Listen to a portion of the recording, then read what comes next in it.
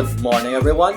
The year is ripe again with a new season of Squid Game, a show filled with greed, deception, and desperation.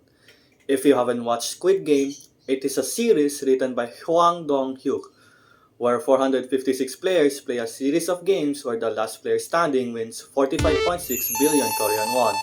Sounds simple until you add in the fact that if you fail any of these games, you get killed, turning this what seems to be an innocent competition into a survival of the fittest challenge where one needs to survive in order to win.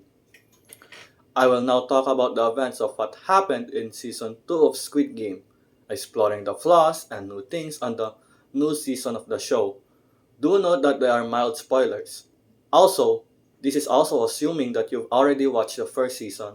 Now, season 2 is a continuation of what happened 3 years after events of the first season. It follows Seong Gi-hoon returning to the games in an attempt to stop it from the inside, only to find himself with a new slate of challenges that he has to face if he wants to put a stop to these games, forming new alliances and building trust in order to survive. Firstly, greed. It is one of the main aspects in which these games build upon. It is irresistible. The promise of next time, thinking that they'll stop once the prices increases to the amount that they think they should stop for until they find themselves wanting more. The risk of winning all or nothing, risking the stakes with your life. Another key aspect is the tribalism. In this season, it is introduced whether or not players should continue playing the games or terminate it and split the amount of money gained throughout every player. When the votes end, the players are split on either side they chose to show what they had voted for, which can build up disarray for players against the other side. Next is the games. I like the direction that they went for. Different games rather than the same six we're familiar with the exception of red light, green light. They were executed neatly and provided uniquely brutal spin to the games they were based on. Third, the portrayal of the characters. They are well versed and great. Take the actor for the frontman or player 001 Young Il for example, Lee Byung-han. He makes Young Il feel so trustworthy, someone you can take pity for. He uses his experiences to earn Seong Gi-hoon and the other players' trust while keeping his true identity a secret. While to the viewer, he makes it so that there's a feeling that elicits underlying suspicion on his character. How he feels so ominous in some scenes that makes me think that there's more to his character, leading up to his betrayal. Another thing about this is how the season focuses more on the other characters rather than just Seong Gi-hoon. It helps make the show feel more alive.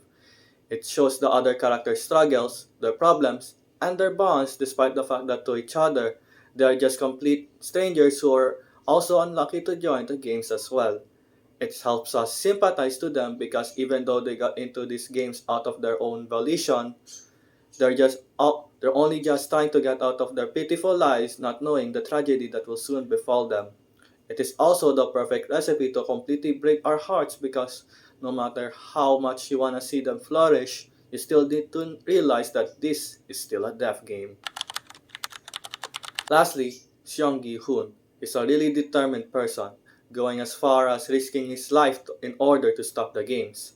I get his motivations. He was traumatized and he earned the money through the deaths of others.